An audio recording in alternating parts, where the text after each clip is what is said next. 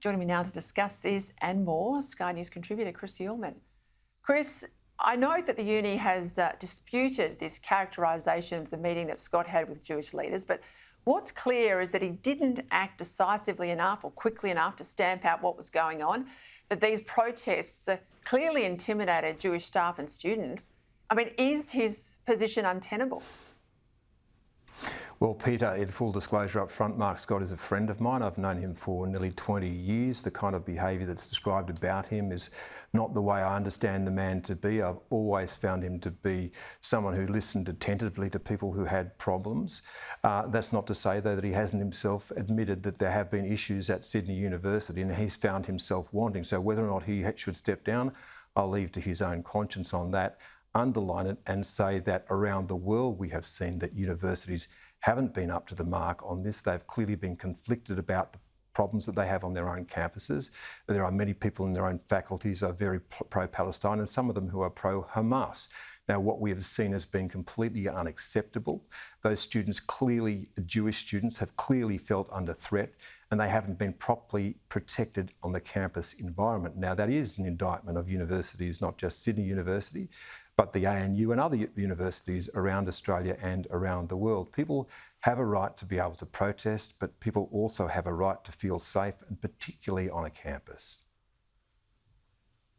Around the world, those university heads, though, have gone. We've seen 3 of the big Ivy League university heads go, Chris, and we know how much money, directly and indirectly, universities, particularly the Group of 8, get from taxpayers. I mean, let's play it in his favour. Let's say he wasn't as described.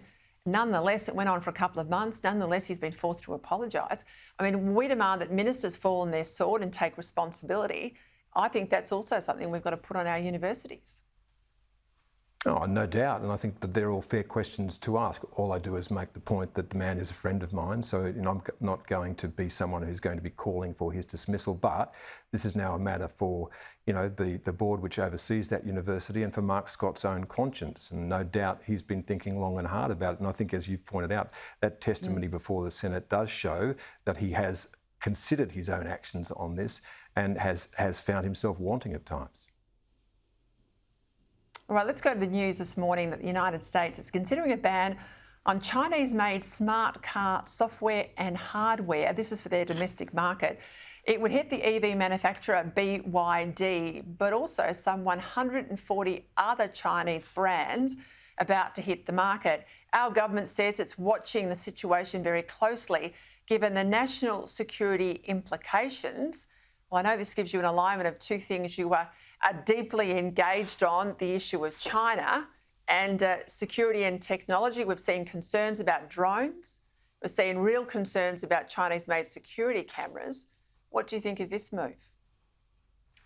Well, I think I can start this one by saying the Chinese Communist Party is clearly not a friend of mine, and I act with great caution about everything that party does. And look, the thing is that China will be what China is. It's a communist state. Everything in the state is bent towards the service of the party. The only thing the party is really concerned about is its own survival, and particularly above all of that, the one man who runs the party, Xi Jinping. So would China use any of its technologies to spy on the West? Well, of course it would. On the United States, of course. On Australia, of course. It's constantly using those means to pick up as much information as it can. I might add, by the way, that when we have the opportunity to do that, we do the same thing. I think one of the things about Huawei we saw in the past was when the security agencies were asking themselves the question, what would we do if we had the same access to networks? They knew precisely the answer to that question. So yes, there is reason to be concerned about all of those things, and all of those things will be bent towards the service of the state if the state sees a use in that. Let's take the situation of the cars. If you wanted to invade a country and you know that most of the vehicles in that country have got Chinese-made software, you turn it off so no one can get their transportation to move around. The cars don't work, the military vehicles don't work, everything's shut down. You've got Chinese software, let's say, in our water supply. You send out false readings to say the water supply is contaminated, even if it's not. and then you paralyse a city that has no drinking water. You could do the same thing on your energy. You could do the same thing on the tolls on highways. You could close off roads. I mean, the way in which technology is so embedded in our life, Chris, and the fact that so much of it's coming out of China, this is a real concern. I just don't know that we're waking up enough to it and taking steps to have non-Chinese alternatives in our manufacturing supply chain. And here's the problem, Peter. We've simply ceased to make things. We outsourced everything to China. It became the manufacturer of the world. It's now developed skill sets that we no longer have. And look at things like cameras. We know the Hikvision cameras that are used in security. 900 of them were found in the Defence Department. You don't think that they might have been put to some use?